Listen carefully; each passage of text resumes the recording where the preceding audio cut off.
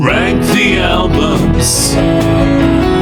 Now I'm looking at Veruca Salt, a rock band with really nice harmonies. The debut album was called American Thighs, and this might be the one that people know the best. It's got their main hit on it, Seether. Really, as a listen, maybe it's aged poorly or it's just not that satisfying in total. There are good songs on here, but the sound ultimately is quite sleepy. Maybe at the time, in contrast to a scene of more aggressive rock music, that was a bit of a unique selling point for Veruca Salt, but to me, here and now, that vibe is a weakness. It's just not yet at ease as professional musicians.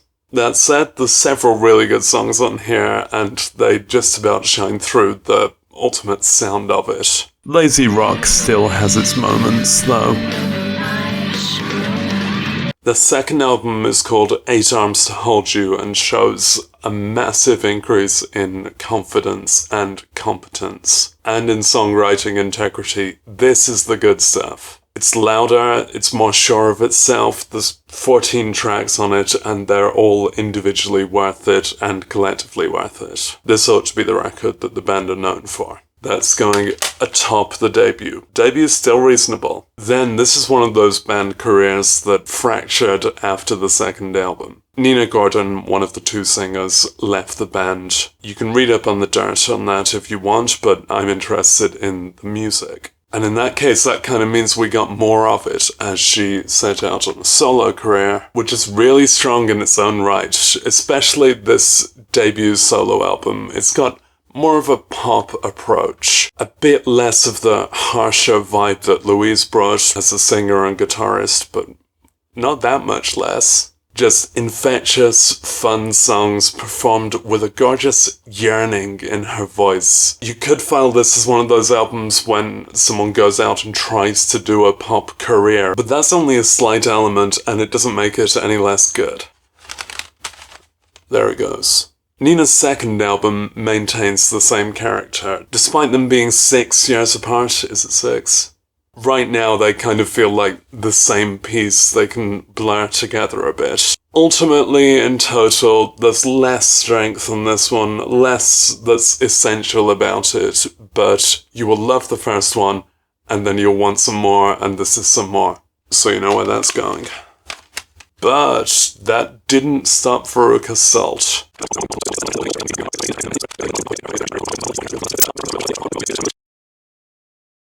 Louise Post has reflected on this era in the band without Nina and said that she may have been better off pursuing a solo career. Creatively, you can almost consider this that the other two members both quit when Nina did, leaving Louise to recast the whole band, and 2 of the replacements only lasted 1 album. The first album of that vibe shows the absence a bit. It's still well-made music, but it's a wounded Veruca Salt. They came out as a more angry band in this time. This suits that vibe quite well. Shall I say it's a bit salty? No. Don't say that. I think one really cool thing Louise brings here, alongside the rage, is these whispered, warm, intimate confessional feels. It's still lullaby grunge, but now it hates itself. So it's going down there.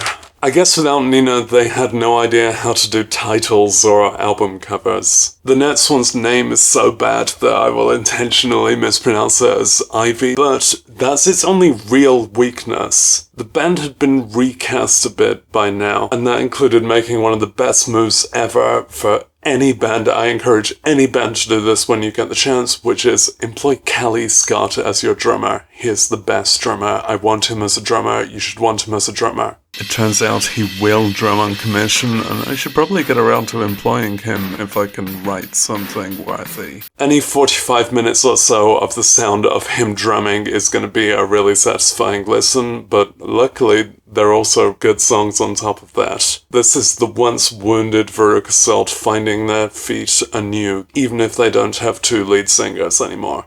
At this point, this band is so rock the rock. The best drummer, new harmonies, they're a honed machine. With both this and Nina's solo career, it's a bit of a shame that they're not really considered part of the canon for the reformed Veruca Salt, which we'll get to quite soon.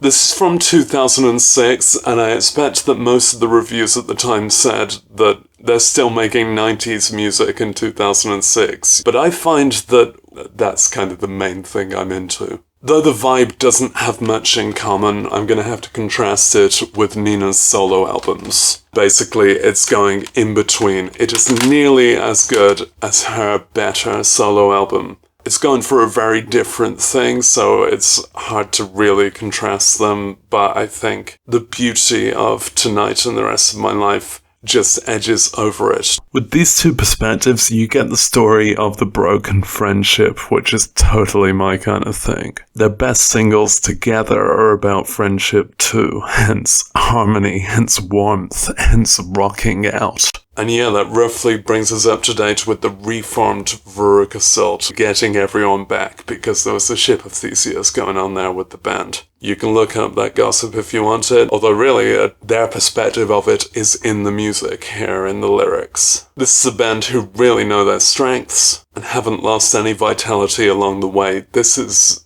the correct sound for Veruca Salt 20 years on. The song Prince of Wales borrows its wordless chorus from my own song, Silver. You're welcome. Maybe it's not quite as essential as the top two in this pile, but still great Veruca Salt songs with a great Veruca Salt sound. I'm putting it third.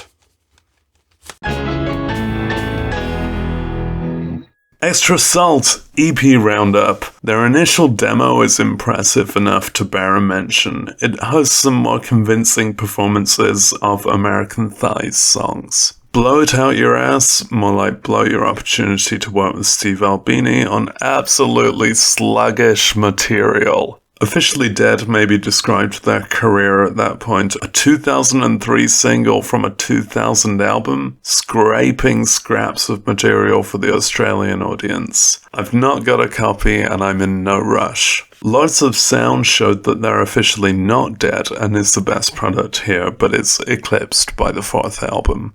Siv's only exclusive track is good, but inessential. You may as well just call this a single. Other B-sides can be great.